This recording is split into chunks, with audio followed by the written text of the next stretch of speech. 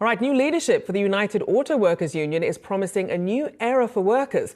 Newly elected President Shawn Fain has vowed to take a, quote, more aggressive approach in dealing with employers.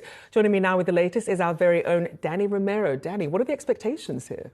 What a victory lap for Shawn Fain, who is now the new president of United Auto Workers Union. And this is a critical one for them as they head to that negotiating table. But not only that, but how did Shawn get to that presidential seat? Well, for one, this was the first election that was open to all union members. And not only that, it was a really close battle against his opponent, Ray Curry, who was the former head of the union. And not only that, there are some reports that Shawn had some of his allies in the executive board. So that could have steered a little bit of the direction in favor to him. But not only that, this was also a runoff election from November's vote. There was a lot of discrepancies and scrutiny against those results.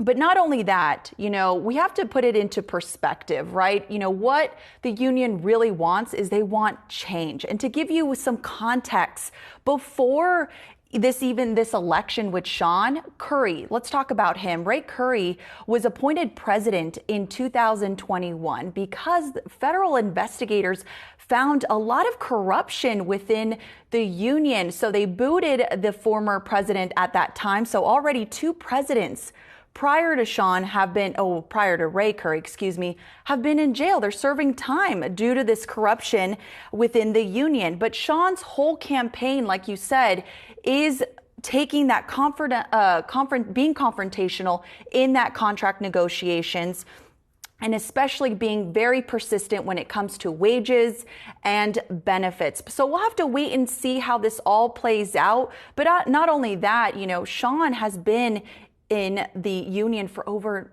nearly 3 decades. So he definitely knows what he's talking about.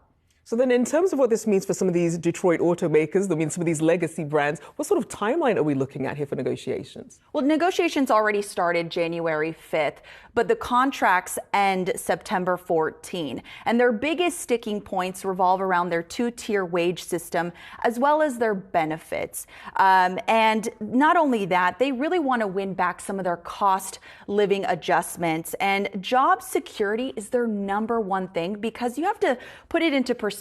A lot of these car companies are moving and shifting to electric vehicle production. So they really want to be safe and secure with that. Certainly be interesting to see how this plays out, because we know, as we've said, he's going to be taking a more aggressive stance here. So automakers will be keeping an eye on that. Thank you so much, Danny Romero, there for us.